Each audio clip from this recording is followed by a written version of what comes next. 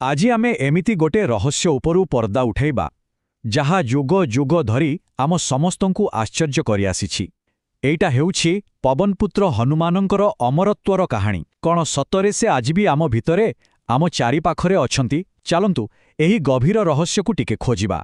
ଟିକେ କଳ୍ପନା କରନ୍ତୁ ତ, ଏମିତି କେହି ଜଣେ ଯିଏ ରାମାୟଣର ସବୁ ଘଟଣାକୁ ନିଜ ଆଖିରେ ଦେଖିଛନ୍ତି, ମହାଭାରତର ମହାଯୁଦ୍ଧର ସାକ୍ଷ୍ୟ ବି ଅଛନ୍ତି, ଆଉ ଆଜି ଆମ ସମୟରେ ଏହି କଳିଯୁଗରେ ମଧ୍ୟ ଜୀବିତ ଅଛନ୍ତି। ଶୁଣିବାକୁ ଅବିଶ୍ୱସନୀୟ ଲାଗୁଥିଲେ ବି ଏହି କଳ୍ପନା ହିଁ ଆମକୁ ସିଧାସଳଖ ପବନପୁତ୍ର ହନୁମାନଙ୍କ ପାଖକୁ ନେଇଯାଏ।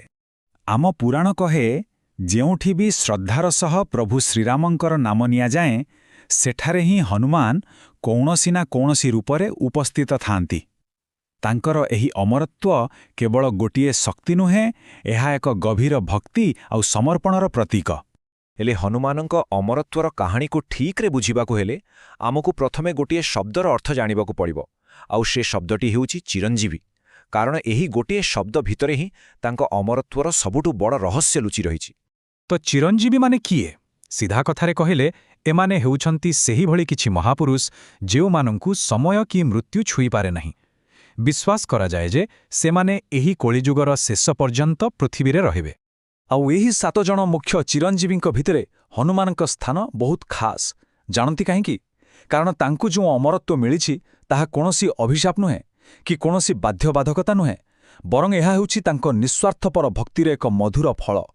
ହେଲେ ପ୍ରଶ୍ନ ହେଉଛି, ଏତେ ବଡ଼ ବରଦାନ ହନୁମାନଙ୍କୁ ମିଳିଲା କେମିତି ଆଉ କାହିଁକି? ଏହାର କାହାଣୀ ଜାଣିବା ପାଇଁ ଆସନ୍ତୁ ସେହି ମହତ୍ତ୍ୱପୂର୍ଣ୍ଣ ମୁହୂର୍ତ୍ତକୁ ଫେରିଯିବା। କଥାଟା ହେଉଛି ରାମାୟଣର ମହାଯୁଦ୍ଧ ସରିବା ପରର। ଲଙ୍କା ବିଜୟ ପରେ ପ୍ରଭୁ ଶ୍ରୀରାମ ଅଯୋଧ୍ୟାର ରାଜସିଂହାସନରେ ବସିଛନ୍ତି ଆଉ ନିଜର ସବୁ ସାଥୀ ସହଯୋଗୀଙ୍କୁ ପୁରସ୍କୃତ କରୁଛନ୍ତି। ଠିକ୍ ସେତିକିବେଳେ ତାଙ୍କ ନଜର ପଡ଼ିଲା ନିଜ ପରମ ଭକ୍ତ ହନୁମାନଙ୍କ ଉପରେ। ଯେତେବେଳେ ପ୍ରଭୁ ରାମ ପଚାରିଲେ ତାଙ୍କର କ'ଣ ଦରକାର, ହନୁମାନ କୌଣସି ରାଜ୍ୟ, ଧନ, ସମ୍ପତ୍ତି କିଛି ମାଗିନଥିଲେ। ସେ ମାଗିଥିଲେ କେବଳ ଏତିକି ଯେ ତାଙ୍କର ଅସ୍ତିତ୍ୱ ତାଙ୍କର ଆରାଧ୍ୟଙ୍କର ନାମ ସହିତ ସବୁଦିନ ପାଇଁ ଯୋଡ଼ି ହୋଇ ରହିଯାଉ। ଆଉ ଭକ୍ତର ଏଭଳି ନିଃସ୍ୱାର୍ଥପର ନିବେଦନ ଶୁଣି ପ୍ରଭୁ ଶ୍ରୀରାମଙ୍କ ମୁହଁରେ ହସ ଫୁଟିଗଲା। ସେ ତଥାସ୍ତୁ କହିଲେ, ଆଉ ସେହି ଦିନଠାରୁ ହିଁ ହନୁମାନ ହୋଇଗଲେ ଚିରଞ୍ଜୀବୀ। ଏଥିରୁ ସ୍ପଷ୍ଟ ଯେ ତାଙ୍କର ଅମରତ୍ୱର ରହସ୍ୟ କୌଣସି ଯାଦୁ ନୁହେଁ, ବରଂ ତାଙ୍କର ଅତୁଟା ଭକ୍ତି। ହେଲେ କଥା ହେଉଛି, ରାମାୟଣ ଯୁଗ ପରେ କ'ଣ ହନୁମାନଙ୍କ ଉପସ୍ଥିତିର ଆଉ କିଛି ପ୍ରମାଣ ମିଳେ? ହଁ, ନିଶ୍ଚୟ ମିଳେ। ଆଉ ଏଥିପାଇଁ ଆମକୁ ଯିବାକୁ ପଡ଼ିବ ମହାଭାରତ କାଳକୁ। ଭାବନ୍ତୁ ତ, ତ୍ରେତା ଯୁଗ ଯେଉଁଠି ରାମାୟଣ ହେଲା, ତାପରେ ଆସିଲା ଦ୍ୱାପର ଯୁଗ, ମହାଭାରତର ସମୟ, ଆଉ ଏବେ ଆମେ ଅଛୁ କଳିଯୁଗରେ। ଏତେ ଲମ୍ବା ସମୟର ଯାତ୍ରା, ଆଉ ବିଶ୍ୱାସ କରାଯାଏ ଯେ ହନୁମାନ ଏ ସବୁର ଜୀବନ୍ତ ସାକ୍ଷୀ। କଥା ହେଉଛି ଦ୍ୱାପର ଯୁଗର। ପାଣ୍ଡବ ଭୀମ, ଯିଏ ନିଜେ ବି ବାୟୁପୁତ୍ର ଥିଲେ, ତାଙ୍କୁ ନିଜ ଶକ୍ତି ଉପରେ ବହୁତ ଗର୍ବ ଥିଲା। ଥରେ ସେ ଯାଉଥିବା ବେଳେ ଜଣେ ବୃଦ୍ଧ ବାନରଙ୍କୁ ଦେଖିଲେ, ଯିଏ ରାସ୍ତା ଉପରେ ନିଜ ଲାଞ୍ଜ ପକାଇ ଶୋଇଥିଲେ। ଭୀମ ବହୁତ ଚେଷ୍ଟା କଲେ, କିନ୍ତୁ ସେହି ଲାଞ୍ଜକୁ ଟିକେ ବି ହଲେଇ ପାରିଲେ ନାହିଁ। ସେତେବେଳେ ସେ ବୁଝିପାରିଲେ ଯେ ସେ ବୃଦ୍ଧ ବାନର ଆଉ କେହି ନୁହନ୍ତି, ସେ ତାଙ୍କର ବଡ଼ ଭାଇ ସ୍ୱୟଂ ହନୁମାନ।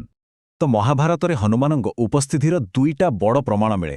ଗୋଟେ ହେଲା ସେ ନିଜ ଭାଇ ଭୀମଙ୍କ ଗର୍ବ ଭାଙ୍ଗି ତାଙ୍କୁ ନମ୍ରତାର ଶିକ୍ଷା ଦେଲେ, ଆଉ ଦ୍ୱିତୀୟ, ଯାହା ବହୁତ ଗୁରୁତ୍ୱପୂର୍ଣ୍ଣ, ସେ କୁରୁକ୍ଷେତ୍ର ଯୁଦ୍ଧ ବେଳେ ଅର୍ଜୁନଙ୍କ ରଥର ଧ୍ୱଜାରେ ବିରାଜମାନ ହୋଇ ସେହି ରଥକୁ ସବୁ ପ୍ରକାରର ଦିବ୍ୟାସ୍ତ୍ରରୁ ରକ୍ଷା କରିଥିଲେ।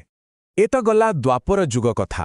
ହେଲେ ଆଜିର ସମୟରେ, ମାନେ କଳିଯୁଗରେ, ହନୁମାନ କେଉଁଠି ଅଛନ୍ତି? ତାଙ୍କ ଉପସ୍ଥିତିକୁ ନେଇ କ'ଣ ବିଶ୍ୱାସ ରହିଛି? ଶାସ୍ତ୍ର ଆଉ ଲୋକକଥା ଅନୁସାରେ ଏବେ ବି ହନୁମାନ ଗନ୍ଧମାଦନ ପର୍ବତରେ ଧ୍ୟାନମଗ୍ନ ଅଛନ୍ତି।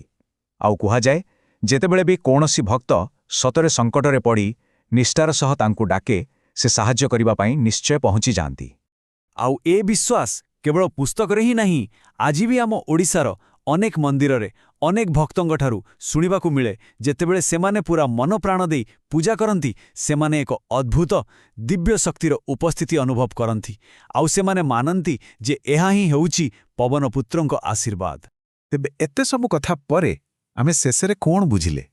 ହନୁମାନଙ୍କର ଏହି ଚିରନ୍ତନ ଜୀବନର, ତାଙ୍କର ଅମରତ୍ୱର ପ୍ରକୃତ ରହସ୍ୟଟା କ'ଣ? ଦେଖନ୍ତୁ, ହନୁମାନଙ୍କ ଅମରତ୍ୱ କେବଳ ଗୋଟିଏ ଶକ୍ତି କିମ୍ବା ବରଦାନ ନୁହେଁ, ଏହା ହେଉଛି ତାଙ୍କର ଅଟୁଟ ନିଃସ୍ୱାର୍ଥପର ଭକ୍ତିର ସିଧାସଳଖ ଫଳ। ଯେପର୍ଯ୍ୟନ୍ତ ଏ ଦୁନିଆରେ ପ୍ରଭୁ ରାମଙ୍କ ନାମ ରହିଛି, ଭକ୍ତି ରହିଛି, ସେ ପର୍ଯ୍ୟନ୍ତ ହନୁମାନଙ୍କ ଅସ୍ତିତ୍ୱ ବି ରହିଥିବ। ତାଙ୍କ ଜୀବନ କେବଳ କାହାଣୀ ନୁହେଁ, ଏହା ଭକ୍ତିର ଏକ ଜୀବନ୍ତ ଉଦାହରଣ। ଶେଷରେ ଗୋଟିଏ କଥା ଭାବିବା ପାଇଁ ରହିଗଲା, ଯଦି ଅମରତ୍ୱ ପ୍ରକୃତରେ ଭକ୍ତି ଆଉ ସମର୍ପଣ ଭିତରେ ଲୁଚି ରହିଛି, ତେବେ ଏହା ଆମ ଜୀବନ ବିଷୟରେ କ'ଣ କହୁଛି? ବୋଧହୁଏ ଯେଉଁ ଜିନିଷକୁ ଆମେ ନିଃସ୍ୱାର୍ଥ ଭାବରେ ଭଲ ପାଉ, ଯାହା ପାଇଁ ନିଜକୁ ସମର୍ପି ଦେଉ, କେବଳ ସେହି ଜିନିଷ ହିଁ ସବୁଦିନ ପାଇଁ ରହିଯାଏ।